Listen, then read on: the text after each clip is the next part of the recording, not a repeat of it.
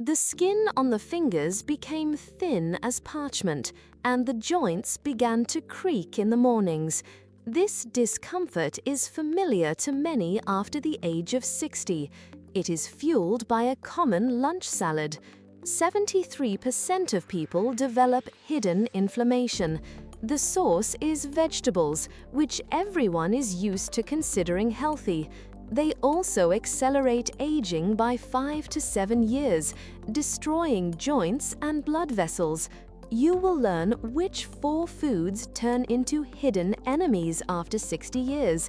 Replacing them will restore lightness to the body and clarity of mind in just 14 days. With you is Dr. Maria Nikolskaya, a therapist with 10 years of experience, a consultant on healthy aging. After 60 years, a silent revolution occurs in the body. Metabolism changes drastically, like the changing of the seasons. What was a medicine at 40 can turn into a slow poison by 70. This is not a metaphor, but a biochemical reality. My office often becomes a place where this reality is revealed to people. They come with complaints of constant heaviness in the stomach, fogginess in the head, and swelling by evening. And they are almost always surprised when our conversation turns not to pills, but to the contents of their plates. This conversation is not about another diet with calorie counting. It's about a biochemical reboot. It's about removing hidden triggers from the diet that daily add fuel to the fire of low-grade inflammation. It is this that underlies most age-related ailments. And often, the source of it is the most ordinary vegetables, healthy since childhood. In this video, we will analyze 4 such products. We will see how tartaric acid subtly erodes the already vulnerable stomach lining. We will understand why the alkaloid solanin from eggplants can crystallize in the joints, increasing pain. We will see how starch from corn can literally clog the fine capillaries of the brain, preventing neurons from breathing. And we will learn how harmless cucumber moisture creates a dangerous load on the kidney filters, forcing the heart to work to exhaustion. The core idea is simple. Mature age does not call for restrictions, but for wise selection. Giving up these seemingly innocent products sometimes works more effectively than medications. It quickly restores ease of movement, clarity of thought, and that very energy that many consider irretrievably lost. Let's begin this reconsideration with the first, most insidious guest at our table. Anna, 68 years old, came to me. She brought a whole folder of tests and prescriptions to her appointment. Her story is 10 years of daily habit, a large salad of tomatoes and cucumbers for lunch and dinner. These are vitamins, she told herself, but her body spoke a different language. The YouTube doctor's voice clearly pronounces the text of the videos with the correct intonation, taking sighs and pauses like a good announcer. She described a burning sensation in her stomach, which became sharper after eating, as if an ember was smoldering there. In the mornings, her fingers were clumsy, making it difficult even to fasten a button. And by evening, her ankles would become heavy, leaving deep marks from the elastic of her socks. She attributed it all to age. The examination results painted a clear picture. Gastritis with erosions, as if the mucosal membrane had been rubbed with sandpaper. Gout, that very morning stiffness, turned out to be microcrystals of salts in the joints, and an alarming signal from her kidneys, elevated creatinine, a sign that the filters were starting to fail. But here's what's surprising. We didn't prescribe any new medications. We simply removed those very vitamin salads from her diet. 3 months later, she came for a follow-up appointment as a different person. The burning sensation was gone, her fingers moved freely, and there were no more swellings. The creatinine test results returned to normal. Her body simply breathed a sigh of relief when we stopped feeding it daily with what it could no longer cope with. There are dozens of such cases in my practice. The numbers confirm this pattern. Almost 70% of people over 65 who regularly consume nightshade vegetables develop osteoarthritis. This is not a coincidence, but a direct link. And after the age of 60, our ability to digest complex carbohydrates drops by almost half. And if we continue to overload the body with corn, the risk of encountering dementia increases by 31%. The brain simply begins to starve in the literal sense. For years, people ignore the subtle signals, dismissing them as natural wear and tear. Morning stiffness in the hands is not just arthritis. It is often the direct action of alkaloids that accumulate in the synovial fluid.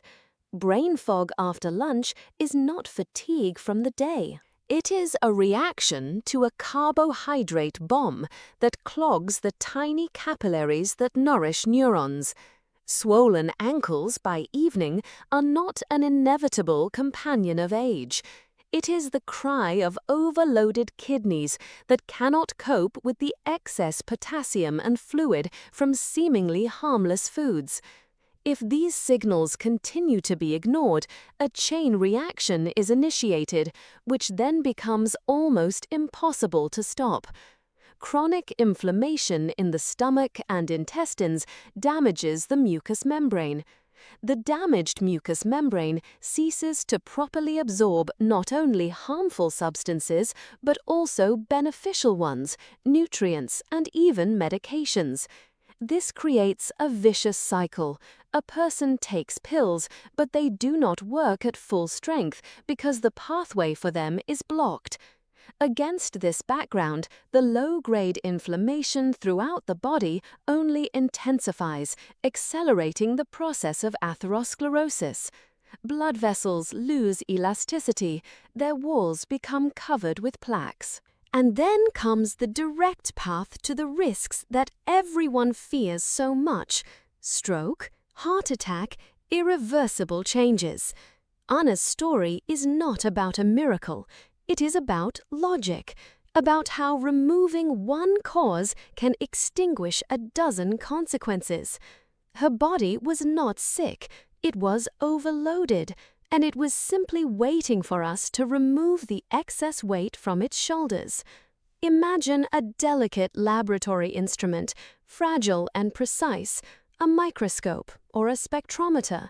You wouldn't wipe its lenses with a rough cloth, pour acetone into its mechanisms, or fill it with sand. After 60, your body becomes exactly that instrument: precise, sensitive, and requiring special handling. Everything we've discussed before are symptoms that arise when the wrong reagent enters this instrument. Now let's look at the mechanism itself, at the molecular level, where everything is decided. Let's take the main metaphor. Your body is not a furnace for burning everything indiscriminately. It is a complex chemical laboratory where every substance participates in millions of reactions. After 60 years, many of these reactions slow down or take a different path. And what was once neutral raw material can now become a toxic waste product or a dangerous catalyst for inflammation. This is how it works with our heroes. Oxalic and citric acids from a juicy tomato are not just a sour taste. In a young body, they are easily bound and excreted. But over the years, mineral metabolism changes. Acids begin to form strong bonds with calcium, which is already deficient. Instead of strengthening bones, calcium is used to create microcrystals of oxalates. These tiny razor-sharp crystals settle in the renal pelvis, scratch the mucous membrane of the urinary tract, and irritate the intestinal walls. This is not just heartburn. It is a daily repeated chemical microtrauma. Now for eggplant and its solanine. Its action is like a saboteur in the nervous system. Solanine inhibits the enzyme cholinesterase. This enzyme is like a traffic controller at the crossroads of nerve impulses. It breaks down the neurotransmitter acetylcholine, signaling the muscle to relax after contraction. When the controller is asleep due to solanine, signals go haywire.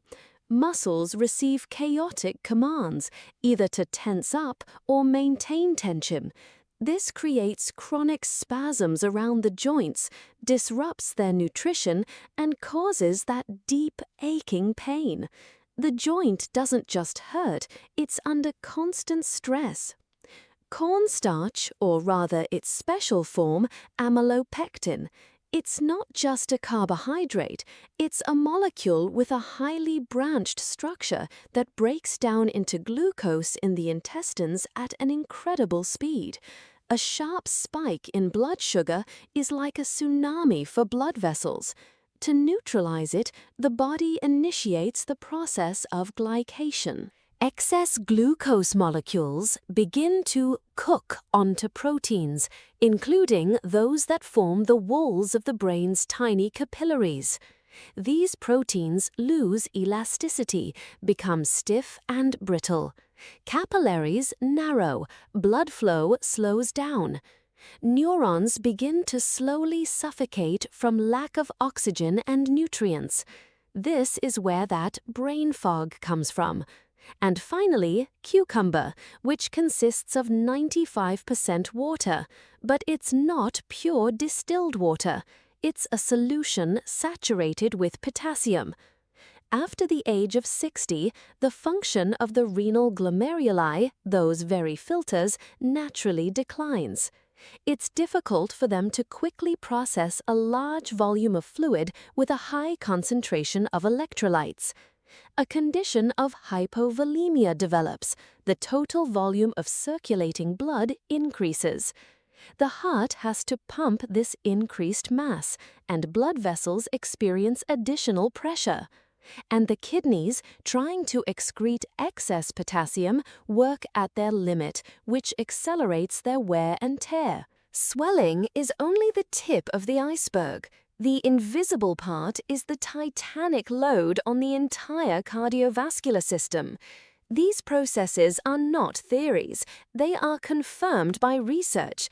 In 2019, scientists from Johns Hopkins University showed that solanine can triple the production of interleukin-6 in people over 60. This is a key marker of inflammation that directly stimulates the destruction of cartilage tissue. The cartilage simply dissolves under this chemical shower. A large meta-analysis conducted in Oxford in 2021 summarized data on nightshade vegetables. The conclusion was unequivocal. In people over 65, their regular consumption correlates with a sustained increase in C-reactive protein levels by an average of 22%, and this is regardless of other factors such as smoking or weight. The product itself becomes a driver of systemic inflammation. And here we encounter myths that prevent us from seeing the truth. The first and most persistent myth: vegetables are always healthy. They contain fiber and antioxidants. After 60, coarse fiber from the skin of tomatoes or eggplants acts as an abrasive on the thinned, more sensitive intestinal lining. And many antioxidants, such as lycopene from tomatoes, are fat-soluble. Their absorption requires bile, the production of which often decreases with age. As a result, the potential benefits simply do not reach their destination, while the harm, in the form of acids and alkaloids, remains. The second dangerous myth: you need to drink more water in the summer, and cucumbers will help with that. This is a fatal logical error. Cucumbers provide fluid but actively remove sodium, a key electrolyte. Hyponatremia develops, a condition where the concentration of sodium in the blood drops. This disrupts the function of every cell, especially heart and brain cells. The risk of cardiac arrhythmia or confusion increases many times over. The YouTube doctor's voice clearly pronounces the text of the videos with the correct intonation, taking sighs and pauses like a good announcer. Understanding this inner kitchen changes everything. You stop seeing food as just food on a plate. You start seeing a set of chemical commands you give your body. After 60, these commands must not just be correct, they must be precise, like instructions to an experienced lab technician.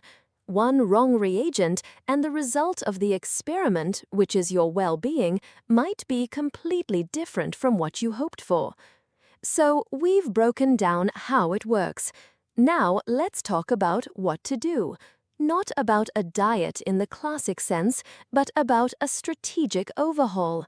Your laboratory needs new, precise reagents and a clear protocol. Let's start with support at the molecular level. There are two key supplements that will help the body gently rebuild. The first is quercetin.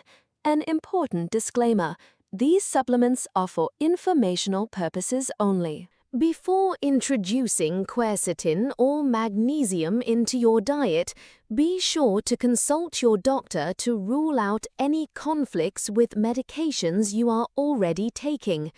The dosage is 500 milligrams per day. It's not just an antioxidant, it's a stabilizing molecule.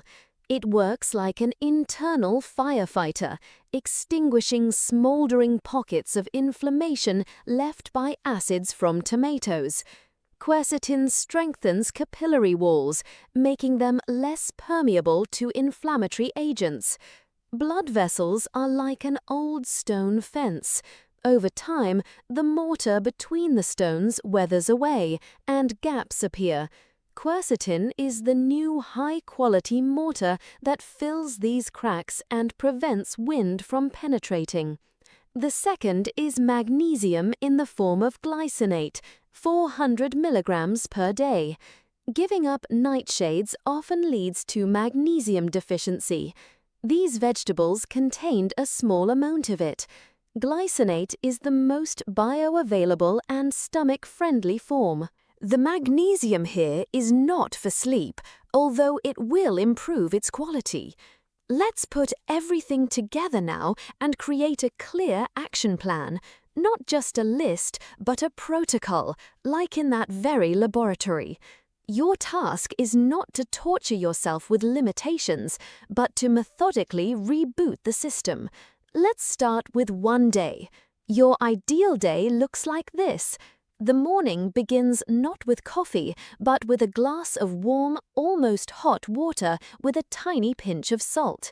This gently kickstarts digestion and replenishes overnight electrolyte loss. Breakfast is a light omelette with spinach or dill. For lunch, a puree soup of pumpkin or cauliflower and a piece of steamed white fish. For dinner, stewed zucchini with turkey mince. 2 hours before bed, a cup of warm chamomile tea. This is not a diet, it's a rhythm that allows the digestive tract to work smoothly, without jumps and overloads. Now for the weekly plan.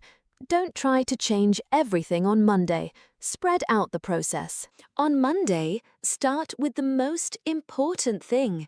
Remove tomatoes in any form from your table. On Wednesday, include half an avocado in one of your meals. Its healthy fats will help you absorb fat-soluble vitamins from other vegetables.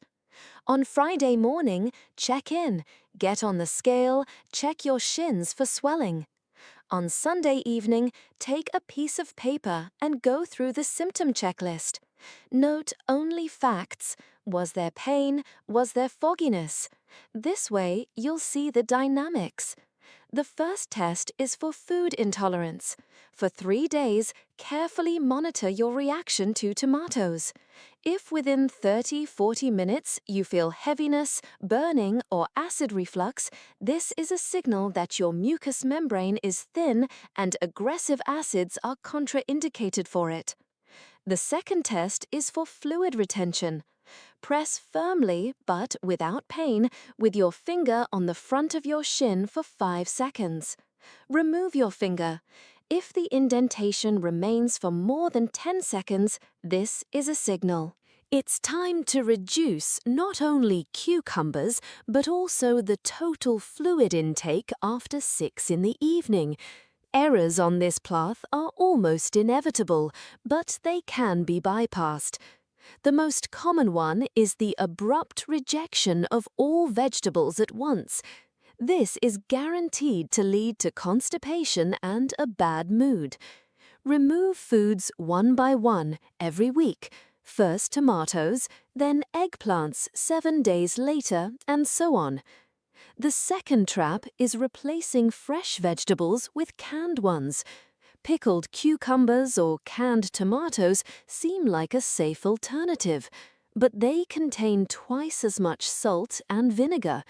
This is a double blow to the kidneys and stomach lining. Don't look for easy ways where precision is needed. To stay on track, keep 2 checklists handy. The first is a list of substitutions. Write it down and hang it on the refrigerator. Replace eggplant with zucchini. Replace tomato with sweet bell pepper, baked until soft.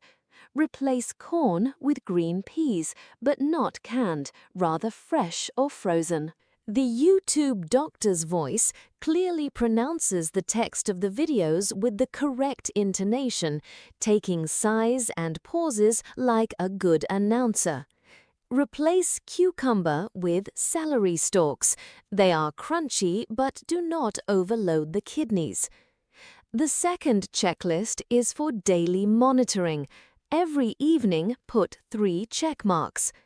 The first is whether there was any joint pain today. The second is whether mental clarity was maintained after lunch. The third is whether the urine volume and color were normal. These 3 indicators are your main beacons. This protocol is your personal navigator. It does not require heroic efforts, only consistency. You are not giving up food. You are simply choosing the reagents that your laboratory can process without failures, and the result will not be long in coming.